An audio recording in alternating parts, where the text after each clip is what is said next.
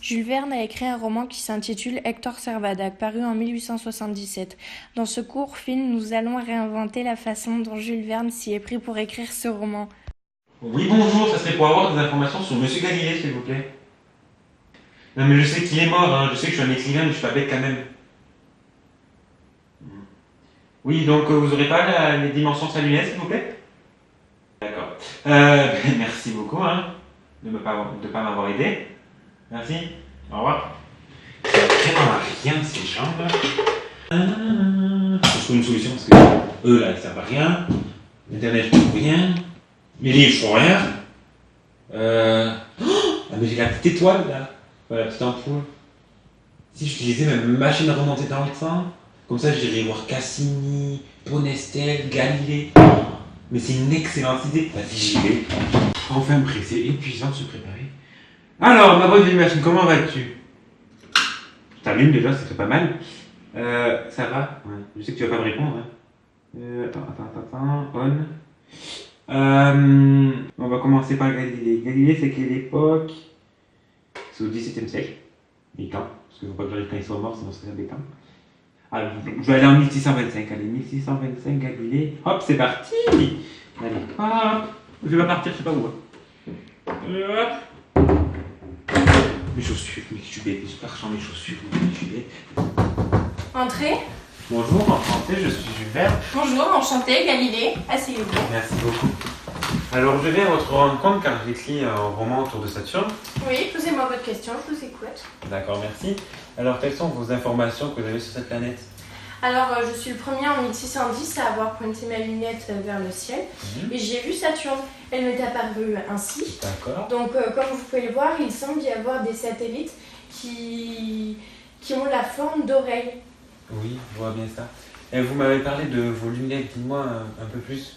Donc, ma lunette est composée d'un tube principal et de 2 secteurs mineurs.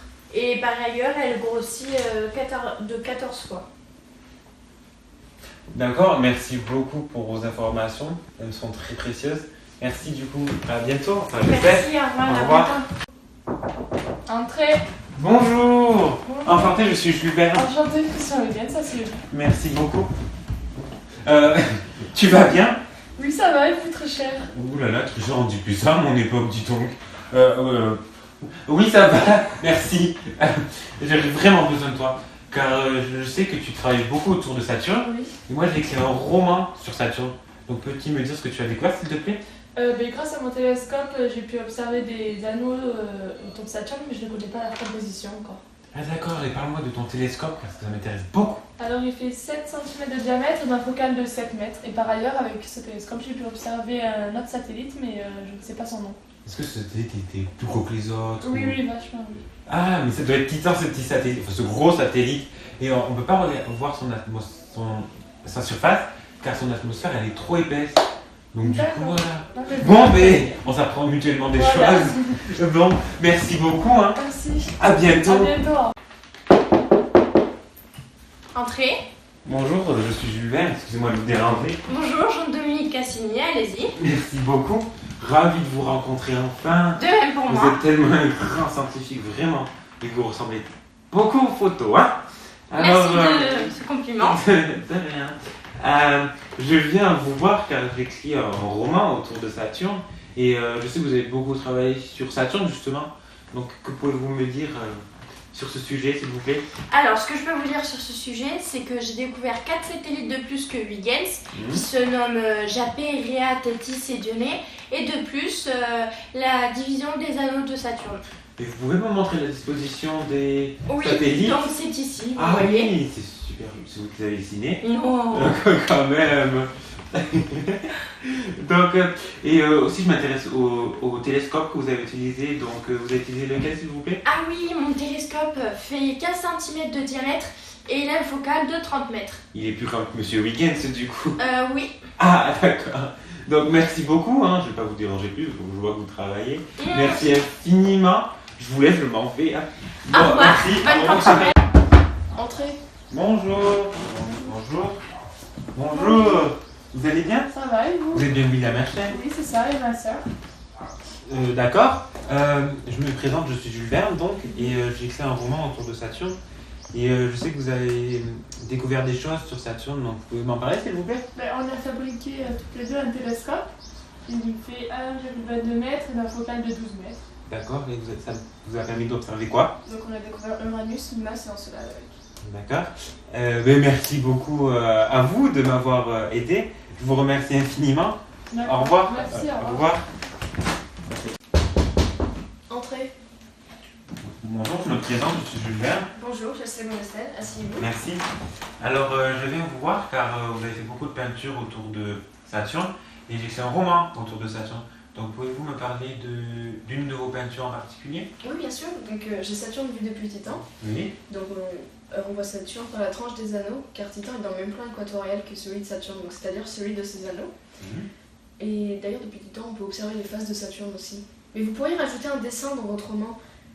C'est le phénomène des ombres des anneaux de Saturne qui sont projetés sur la planète.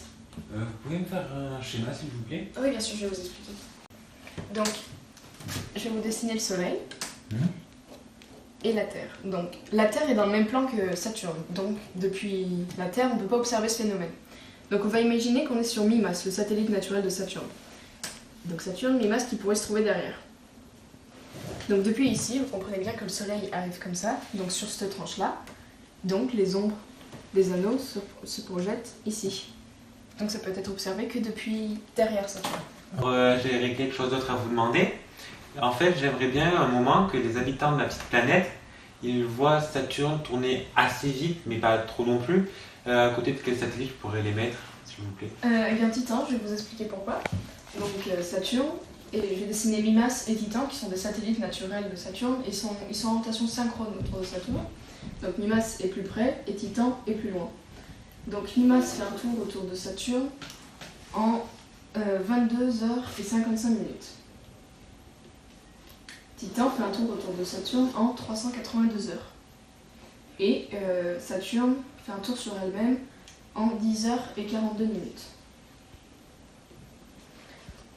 Du coup, vous comprenez bien que si un Mimas en faisant un tour autour de Saturne, va voir Saturne faire 2 tours sur elle-même, qui fait à peu près 21h.